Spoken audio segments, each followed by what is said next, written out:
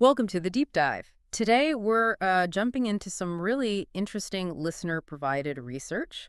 We're looking at athletic diets, body acidity, Yeah. and, how that all connects to performance. Yeah, it's fascinating stuff. Whether you're a serious athlete, someone who just loves fitness, or honestly, just curious about how your body works, there are some surprising links here. Definitely. Connections between, like, what you're eating and how your body actually handles exercise. And the core question, the thing that really kicked this off from the material you sent over was, does that typical high-protein, high-carb diet one athletes often go for, does it actually make the body more acidic? And could that acidity potentially hold you back, hinder performance? Exactly. It makes you question if the go-to fuel has this hidden downside. Right. And the expert in the source material, they kind of challenge the standard thinking, don't they? They talk about westernized athletic nutrition. They do. It's a provocative term. So, okay, our mission today is to unpack that, understand these potential acidifying effects, Mhm. see how the body fights back, and crucially, look at the role of our gut bacteria in all this. It's a complex picture. It really is. But hopefully by the end, you'll have a clearer idea of this often overlooked aspect. So where do we start? Maybe with exercise itself, high intensity stuff. Good place to start. So when you do really intense exercise, things like sprinting, interval training, Right. basically stuff where you're working so hard you can't get enough oxygen in, Yeah. that's anaerobic exercise. Right, going all out. Exactly. Your body shifts to anaerobic metabolism, and a key byproduct of that is increased acidity. Your body's pH level drops. And just remind us, the ideal pH, it's slightly alkaline, right? Not acidic?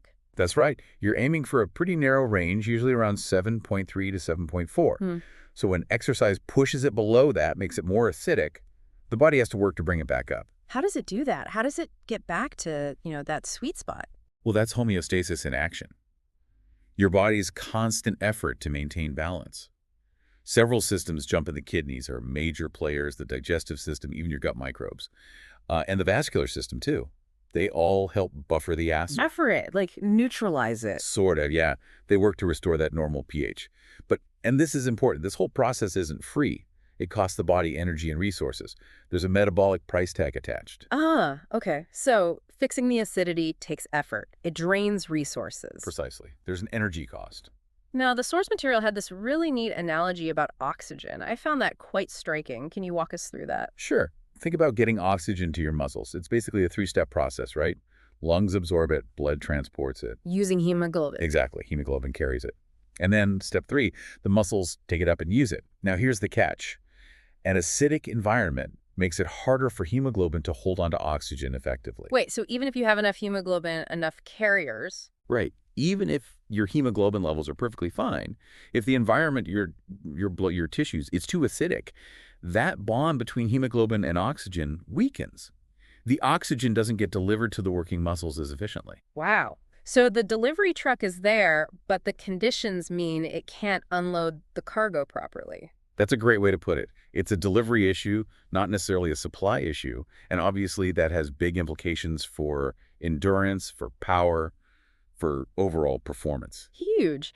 And I guess this isn't just about performing better in sports, is it? Does it link to general health? Absolutely. If someone already has underlying health problems, maybe some chronic inflammation, that can make things worse. It amplifies the negative effects of that exercise-induced acidity. So it makes it even harder for the body to bounce back. Yeah, it's like trying to fix that pH balance while dealing with other fires. It just compounds the problem. Okay, let's switch gears slightly. Protein. This is almost like dogma in the fitness world, isn't it? You work out, you need lots of protein for muscle repair, for growth. It is the conventional wisdom, for sure. Protein is absolutely vital, no question about that. Muscle repair, growth, essential. But the source material asks a really important question. Which is? Could eating a lot of protein all the time actually add to the problem?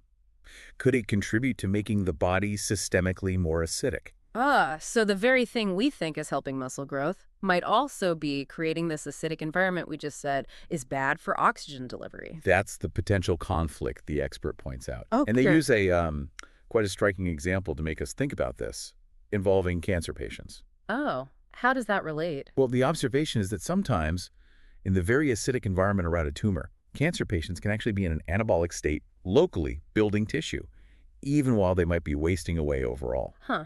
So building tissue in an acidic place. It just makes you pause and ask, right? Is a highly acidic internal environment, even for a healthy athlete, really the optimal state for muscle adaptation and growth? Mm-hmm. Or is there a better way? It challenges that more protein is always better idea. Definitely makes you think. Okay, so exercise can cause acidity, maybe high protein diets contribute to. Where does our gut fit into this? You mentioned gut microbes earlier. Yes, the gut microbiota. This is where it gets really interesting, I think. If these factors can increase acidity, what helps counteract it? Our gut bugs are like unsung heroes here. Oh, so. The focus shifts, you see, from just what we eat to what we actually absorb. And absorption is massively influenced by the trillions of bacteria living in our gut. It's a symbiotic thing, right? We help them, they help us. Exactly. It's a partnership. They help us synthesize certain vitamins, extract minerals. They're essential for breaking down stuff we can't digest ourselves. The key takeaway here really is a healthy gut is like the gatekeeper. It decides what nutrients actually get into your system. Can you give a concrete example? How does this partnership work? Sure, think about iron. We eat iron-rich foods, maybe take supplements. But absorbing that iron, especially in the small intestine, that heavily depends on having the right kinds of bacteria present and the right pH in the gut itself. So if your gut environment isn't right, Then you might not absorb iron well, even if you're eating plenty of it. You could end up deficient. Those bacteria are like little keys unlocking the nutrients. which makes you wonder about supplements then. If the gut isn't working right, just swallowing more pills might not fix it. Well, the source material even suggests that relying too heavily on supplements might, maybe, reduce our body's own natural ability to make or process certain nutrients, an ability that often relies on a healthy microbiome. Interesting. Kind of like outsourcing the job. A bit, yeah. Yeah. The expert really emphasizes understanding your own microbiota as being key for, truly effective nutrition. They talk about moving towards precision nutrition. Tailored to your gut bugs. Essentially, yes. Okay, so if our gut health is so central, how do we support it? What kind of diet helps create this beneficial internal environment? The big thing is fiber and prebiotics. Basically, plant-based foods that we can't fully digest, but our gut bacteria thrive on. So feeding the good guys. Exactly. When these beneficial bacteria ferment that fiber, especially in the colon, they produce these incredibly useful compounds called short-chain fatty acids. You might have heard of butyrate. Vaguely. What does it do? Butyrate is amazing. It's the primary fuel source for the cells lining your colon, keeping the gut wall healthy. Plus, it has strong anti-inflammatory effects right there in the gut. Okay, sounds good. And here's another crucial bit. These short-chain fatty acids, like butyrate, actually help maintain a slightly acidic environment inside the gut lumen, the intestinal tube itself. Hold on. Acidic. But we were just saying systemic acidity is bad. Now you're saying acidity in the gut is good. That seems confusing. It does sound counterintuitive, but it's a really key distinction. We want to avoid the body tissues and blood becoming too acidic. But within the gut itself, a slightly acidic environment is actually a sign of health. Wow. Why is that good there? Because that slightly acidic gut environment favors the growth of beneficial bacteria and actively discourages the growth of many potentially harmful pathogenic bacteria. They don't tend to like acid. Ah, okay. So it keeps the bad guys in check. Precisely. And butyrate production actually helps create this beneficial gut acidity. It does this partly by using up oxygen near the gut lining. Most of our beneficial gut bacteria are anaerobic. They hate oxygen. By consuming oxygen, butyrate helps maintain that oxygen-free environment they need to thrive. Wow, okay. That's intricate. Location, location, location for acidity. Exactly right. Systemic acidity, generally bad. Local gut lumen acidity, generally good. Got it. Now, the source also mentioned red meat. What was the connection there? Yes, the expert noted that higher red meat consumption seems to promote the growth of what are called proteolytic bacteria. Meaning they break down protein. Yes. And the issue is that many of these protein-chomping bacteria can be potentially pathogenic or at least contribute to an imbalance, what we call dysbiosis in the gut. So potentially shifting the balance towards less helpful, maybe even harmful bacteria. That's the concern raised, yes. Which naturally leads to questions about the ideal human diet. Are we truly adapted for very high meat consumption? Right. The whole omnivore question. What was the expert's view on our sort of ancestral diet? They lean towards the view that, historically, human diets were likely much more plant-focused. Think hunter-gatherers, but perhaps emphasizing the gatherer part more. Lots of plants, fiber, nuts, seeds. With meat being perhaps less frequent or central, than in many modern Western diets. Suggesting our biology might be better suited to a more plant-predominant intake. That's the perspective presented, yes. Yeah. That a very high reliance on animal protein might not be optimal for gut health and overall internal balance. Okay.